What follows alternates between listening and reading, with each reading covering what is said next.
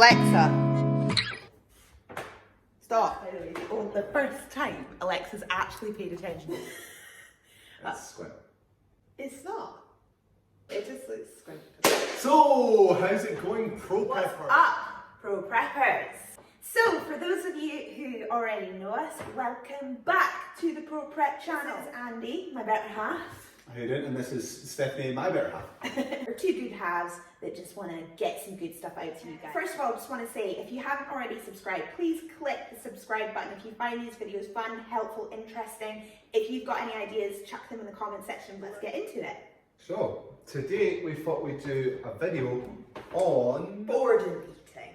boredom eating. That's right. That's Boredom it. eating and Emotional eating. emotional eating. You will see here that we have gone to extra excitingness to put this all together for you. Today we're going to talk about boredom eating, we're going to talk about emotional eating. So that's why we've put on this little spread for you all today. And there's a number of misconceptions and common myths, I think, that surround fruit and vegetables. And I think we try and dispel a few of these myths today by talking about maybe what the calorie content is in sort of common fruits and vegetables, and show you that they're not going to break your diet, particularly when you compare them to things like chocolates down here that we've got on the table. You know, when a lot of us kind of are in different states of mind, we might go and grab foods or be more hungry than normal or feel like we need something when we might not, and it might be something else that could trigger it potentially. Yeah, absolutely. This is important, this topic, because if you want to get to where you're going to go, where your diet plan or your goal is gain weight or lose weight or getting better times for your marathon or get picked for the sports team that you're in, nutrition is a vital part of that component, whatever you do.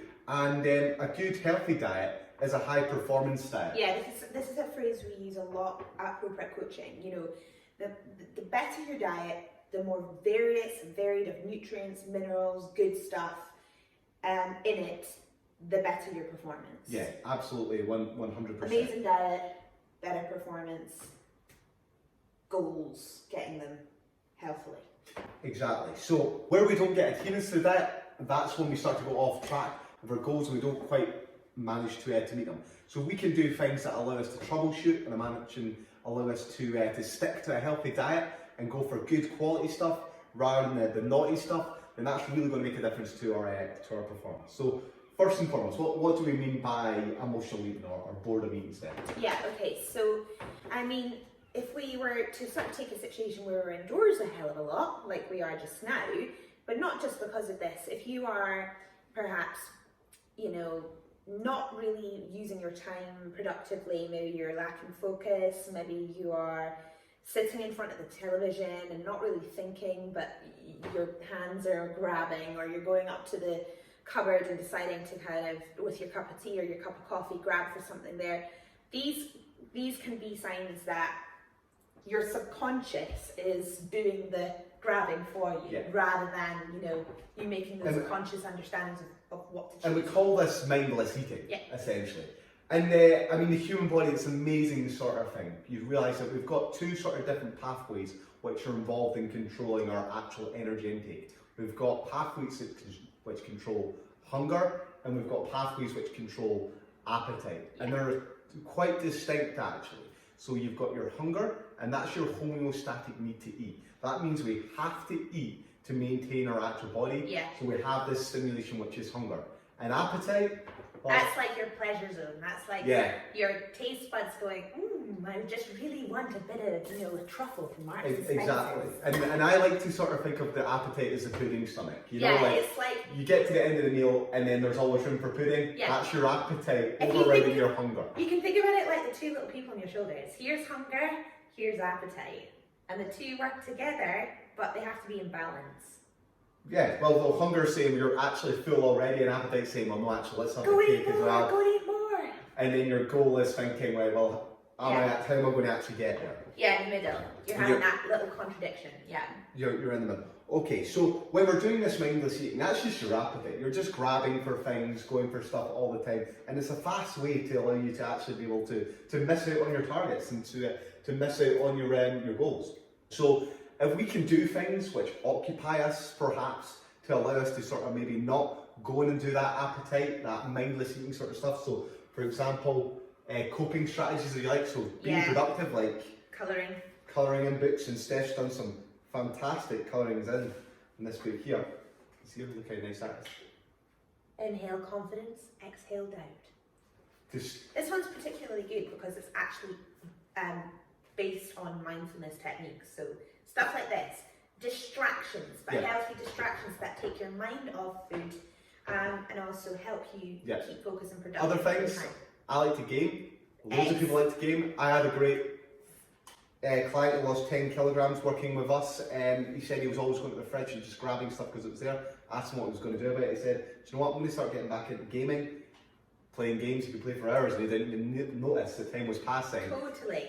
I mean, obviously that has to have a balance too. We don't want to just sit in gaming chairs all day long, but these sorts of things are go-tos to help us create like little things we can, when we have the thought process of I'm hungry, or maybe you've already just eaten and you want to go and get more, having instant little distractions you can take your mind off to get you active. So other things I've done in the past, you know, like I've got into gardening. And I was speaking to a client yesterday about, well, what does she like? I think she quite likes dancing, she quite likes music, and I said, right, so that next time you go into that cupboard for that piece of chocolate, I want you to just stop yourself in your tracks, put a track on of your choice, like we were talking about Michael Jackson, we were having a bit of a laugh, and literally for 2 minutes, just put it on, listen to it, have a bit of a jam, maybe around your kitchen or whatever, and I guarantee the feeling of that kind of hunger or that need for that sweet tooth won't be there anymore, or certainly will be reduced enough for you to go off and start doing other things. Okay, so I mean, those are just some techniques you can make use to take your mind off. You are going to be sort of that person that's the mindless eater. There are other things that you can eat which are not going to break the bank, if you like, and damage your diet in quite the same way as having the chocolates and things like that would have. Now, it's completely up to yourself. I mean, we spoke to a client the other day there. She likes crunchy things. So for her, snack replacements for potato chips and things like this, great stuff. The savoury side of the kind of snacks we're going to talk about. And you tend to have kind of those two different types of people. People who like the savoury, the more crunchy, satisfying sort of snacks, and those who like the sweeter, softer, fruity kind of snacks. So let's talk about different things that we've laid out for you here, and which I've been refraining from for the last 10 minutes to savage all. Okay, so let's say you're going to sit down and you're going to have yourself a movie night or something like that, or you're entertaining, and you could put on a full spread of chocolates and crisps and you know, the sort of dips, sausage rolls, all this sort of stuff. Yeah. Cocktail sausages. Bearing in mind, by the way, you know, there are occasions that are good for that, but this is when we're talking every day. Every day. And I mean, you could quite easily rack up 400, 500, 600 calories just in snacks. More. Easily more from some of these things. So let's just talk about a few of these things instead. And we'll start with the vegetables over here on this side of things. So, carrot. Would you say that's a small carrot? Yeah, that's a small carrot. I've chopped the ends off. Yeah, that's coming more towards a medium carrot. It's still not that big a carrot. I would even say it's probably still a small carrot. Would you not say? Carrot like this, 25 calories. 25 calories. I'm munching these at least once or twice a day. If I've got the nibbles, I would just reach for a carrot, wash it, peel it. Nothing more satisfying. So fresh. Standard celery stick. I mean, that's not even a large one. It's probably less than 60 grams. 5 calories. Yeah. If it's even got that in it. And what's a little tip with the celery sticks? So we've got we'll come on to the sauces in a moment, but see if you've got an array of low calorie or sugar free sauces, or maybe you've even just got like lighter than light meal. Very small proportions of this, just dip it in. Just gives you that little bit of feeling of having a dip, but a very low calorie option for that dip. Okay, so peppers. I love peppers. Really, really nice. Nice and sweet. A medium pepper, chop it in half a medium pepper, and there's probably, I mean, what's that? Less than an eighth? Less than a tenth? That's like half of the half. Or maybe just a little bit less than that. Yeah, that's about an eighth or a tenth, okay? And half a pepper, you're talking about, what we've got there? 18 calories. Yeah, 18 calories in half of a pepper. Okay. guys, half a pepper. And if you're like me and you like crunchy veg, peppers, again, same thing. Have those on the go. Super snap peas, 100 gram of these, which is around about 14 beans, 35 calories, yeah? So there's barely anything in these at all, and are really, really crunchy. Now this, I would say, would you say that's a small or a medium beetroot? That'd be like a medium beetroot, I think. Okay, that's a medium beetroot. Slightly more calories, I would say that's about 70 grams, about 32 calories in that. So that entire bowl of veg, oh, how much do you think? Less than 100 calories? Yeah. 150 all in, if that? This whole bowl of veg here, guys, I make a big salad for myself every day at lunchtime. Everything you see in that bowl that we've just gone through is in my salad. And I am full for hours after that salad, and we'll come on to the protein contents of things as well. But that right there is a really amazingly crunchy, fresh, awesome bunch of snacks that you can either nibble on separately together or with, you know, low calorie sauces, or chucking them in with your meal to make them bulkier. Now there's a cucumber there, just a quarter of a cucumber, just for interest sake. That's worth about 21 calories. Now, by comparison, 3 of these chocolate truffles, we looked them up, Sainsbury's, and they're delicious. Marks and Spencer's. Marks and Spencer's, 190 calories for these chocolates, and I could easily eat 4 or 5 of these without even thinking about it, in that mindless eating sort of way. And they're not filling at all. And I would smash through. I mean, I would struggle to get through all that. And the reason is, you can see it right away, the volume of food in that bowl compared to the volume in terms of the actual truffles there, it's night and day. Night and day. So the chocolates are much more calorie dense than the chocolates. So they're going to take up much more space in your stomach. That's going to be much more satiating. It's going to keep you much fuller, much longer than just having chocolates like this. Plus, it's the fibre content as well, is extremely satiating. So yeah, a really good alternative here. There's some cherry tomatoes here. So you want to be regular, guys, get some veg. Now, other things that people like to eat as well are fruits. And I think fruits have got a bad name in such the a bad fitness rep. world. So what's the deal, Steph? Okay, so I mean, I can count on both hands the amount of clients that we've worked with, through the years, and certainly through the last short while, that have we've maybe exited from the stage and brought out into a reverse diet, or maybe they come on board with us to just change their lifestyle and their eating patterns and eating habits, and they've said to us, "Oh, I don't eat fruit because it's really high calories. It's full of sugar. It's really bad for you. Yeah. And I've just never eaten it. And in my last diets, I've never eaten it. And I've read things that say that we shouldn't put fruit in our diet." And we hear it over and over again. So let's set the record straight on fruit. Big thing about fruit is, and by the way, do you get your 5 a day?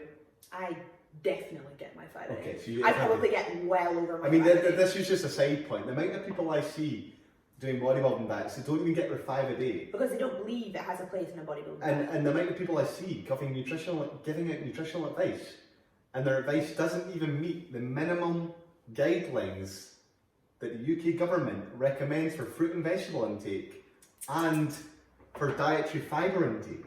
Yeah. It's shocking.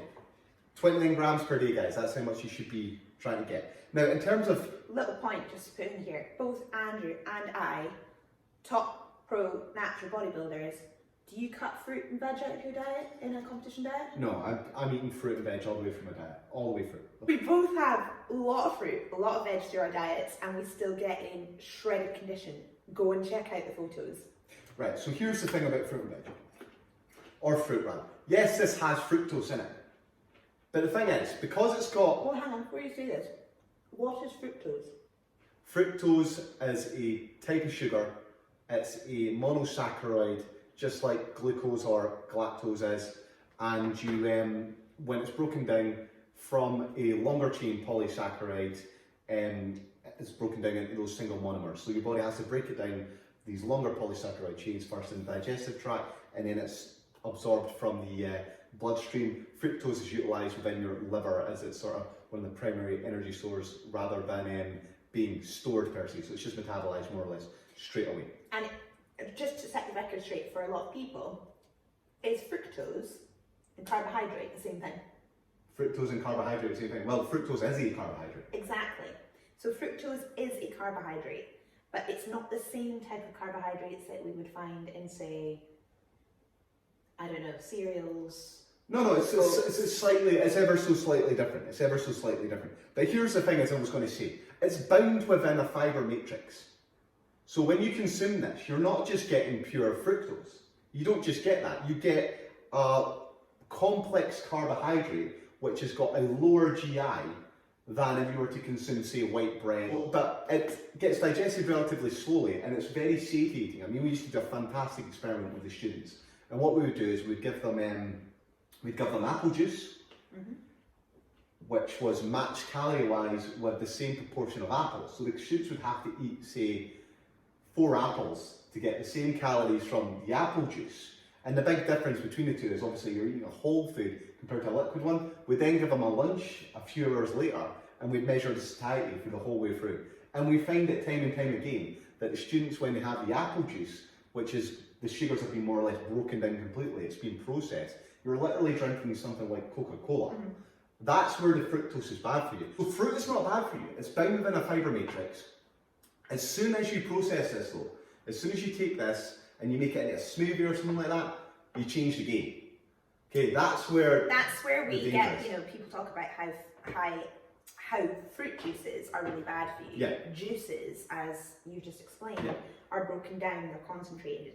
You're not going to storm through 4 full apples, whereas a glass of juice completely different. 4 apples. Now, on that point as well, the actual UK recommendations for fruit juice intake is only 150 mils per day. Which is because nothing, really. The government recognise, or rather the powers that be recognise, that actually smoothies and things like that are not that good for you. The only reason they're exempt from the sugar tax is because they've got intrinsic vitamins and minerals in them, which, by the way, are not preserved to the same degree as if you've just got an apple, for example. Exactly. So, yeah, and you can do this test yourself. Just go to any supermarket, go to the fruit juice aisle and pick up a bottle and look at how much is in that per 100 mils, for example, and see for yourself how high some of these fruit juices are. Different story when we're talking the whole fruit. Yeah, completely different story. Which is completely different story. Obviously we've got a variety of different things here, and we've laid out some numbers. Now, in terms of fruits and vegetables, so we love melon. We eat loads of melon. This melon here, that's worth about 400 grams. Half that pack of melon, it's only worth, what are we saying here? Well, 63 calories. Yeah, so there's nothing in that at all. And again, I come back to this one here, 190 calories in that there. We've got some strawberries and berries here. So there's nothing in berries, by the way, people. Nothing at all. A large strawberry, that's a large one, by the way. Yeah, that's it's a beast. 8 calories, 15 blueberries, 10 raspberries. I mean, I would have that on my porridge daily. 5 calories and 11 calories respectively. Citrus fruit, that's a fairly standard citrus fruit. It's a small one, probably about 20 calories. A medium one's 25 to 30 calories. Nothing at all. And when we get to these sort of more dense fruits, the apples, these are medium-sized apples, I would say. That's maybe a small one. And that's about 92 calories. However, that includes the core. Yeah. Nobody's eating the core. And then last but not least, we're looking at a banana. Now these are large bananas, actually, I would say. These are big ones here. But 103 calories. For a large banana.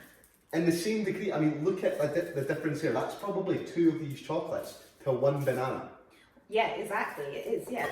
It's actually less than 2 chocolates. It's just under. It's night and day. Just for another comparison, 3 after 8 is 100 calories.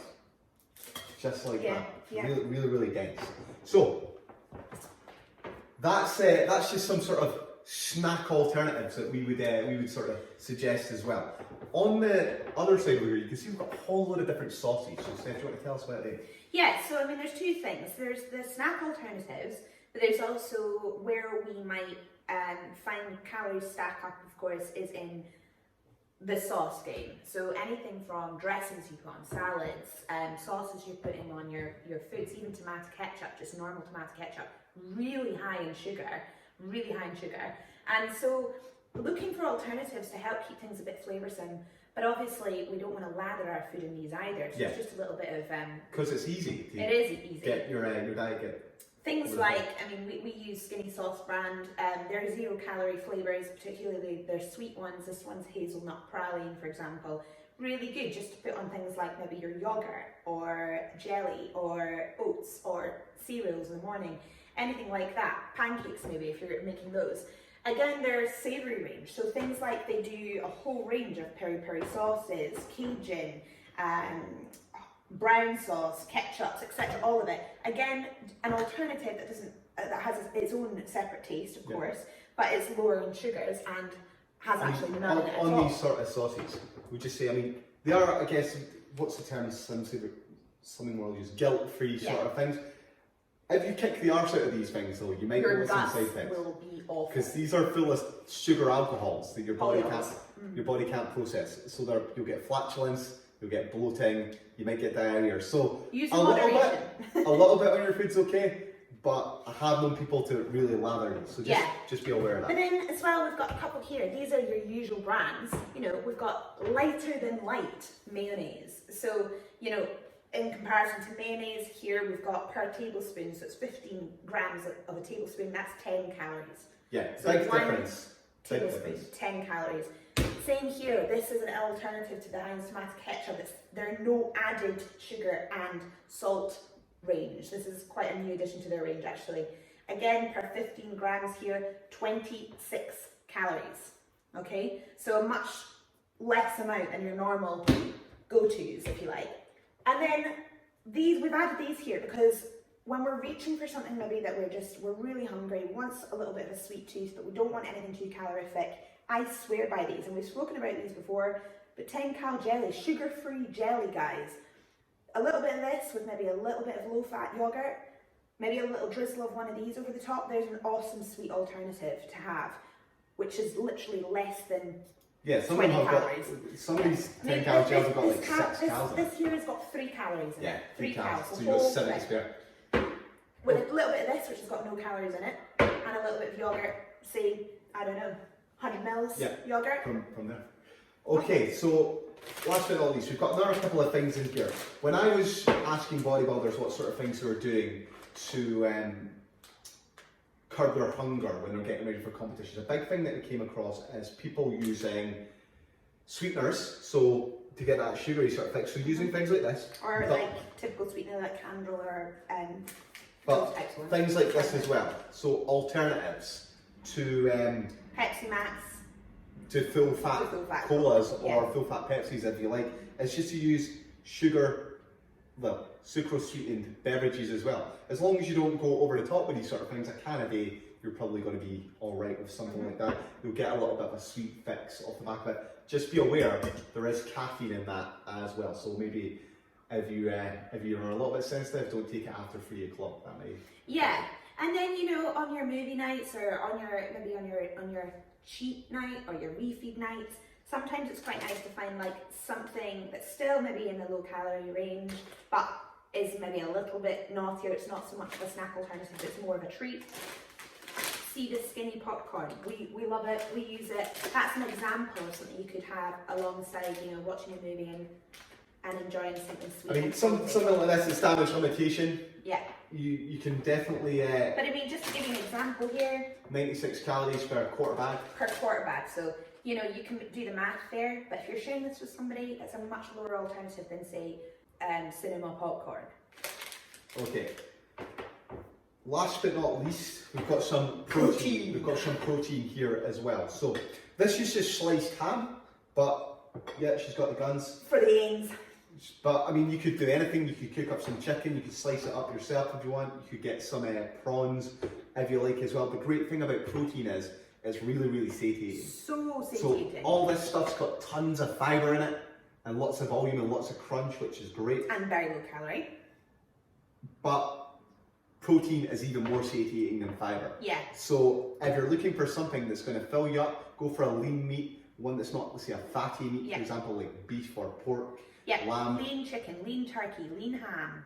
Just as a little sideline to maybe one of your crunchy snacks to keep the hunger at bay. and that's going to stop you maybe reaching out for these sort of things here. Combine that again with your other techniques, which include distractions to keep yourself on point for your diet, and you'll be okay. Yeah, so I mean overall this is a video about emotional eating, boredom eating, but alternatives you can have when you're maybe getting those hunger pangs, or maybe just you can't think of anything else to do but go to the cupboard and rake through what's going on in there. Yeah, go for this stuff. And these numbers here, which we're going to put up on the screen just now, big for you, you can see how few calories there are in the portion sizes we've suggested below.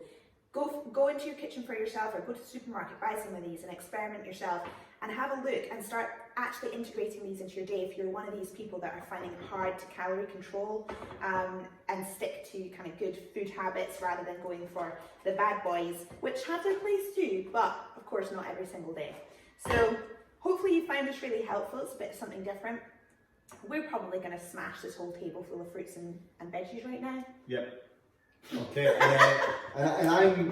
I think it's time to start putting fruit back into the bodybuilding diet. What's your favourite fruit? Oh, it's easily a strawberry. Actually. Easily a straw. Straw. Yeah. Oh, see, it's a hard one for me. I love it all. I love it all. I agree though. Bodybuilding diets, they don't have to be just one or two colours. They can be many colours, appropriately distributed and put into a good nutritional deficit diet to get you in shape. And so that is our boredom eating / emotional eating / alternatives for good healthy diet episode. Okay, we hope you enjoyed this and you found this useful.